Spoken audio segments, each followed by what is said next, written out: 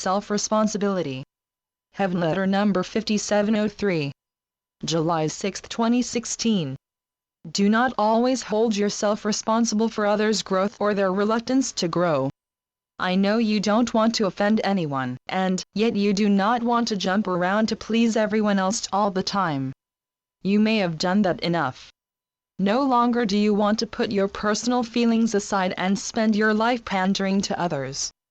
This is the bind you may find yourself in. The tough question is, whom are you going to represent in your life, you or everyone else? You may have an idolized picture of yourself spreading only joy to everyone. You would love that. As it is, you may have long followed the path of least resistance, going along with too many others' perceived needs over your own, for you're not having learned yet how to represent yourself. Enough of representing others to the exclusion of yourself, for then, you may find you may have built up many little resentments for little things, and you react perhaps more than is called for. You overreact.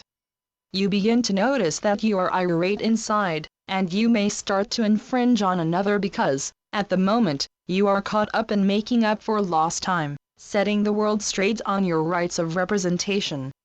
You may see yourself as needing to rally around a cause.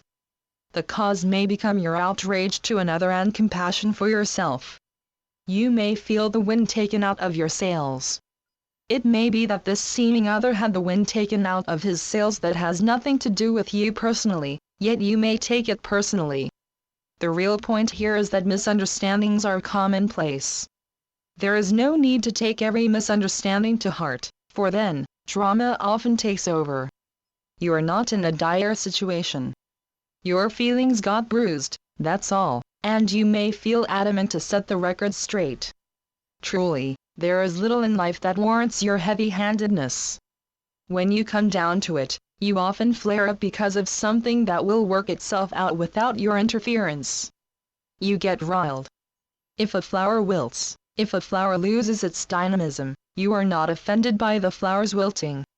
You do not take it as a personal offense, yet when a friend loses interest in you or in something dear to you, now you may take offense. Restore your own equilibrium, and you will no longer judge others' actions or inactions. Hasn't this been a story of your life? Taking offense because someone else sees life differently from you? No one has to make amends to you, nor do you have to make amends with everyone else. Make amends with yourself for believing you must depend upon enormous support and approval from everywhere.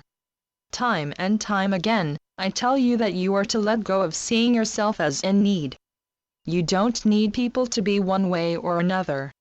What you need right now is let people be as they happen to be. You do not require their fealty. Other people don't have to be what you would wish them to be, no matter what you may wish them to be. The person to improve is you. If you have great need for support, then support yourself. You may feel overlooked by the world when you are the one who is overlooking yourself. Why do you keep relying on those who aren't following your path as you would wish? If this is your case, who is it who doesn't get it? My guess is that it is you.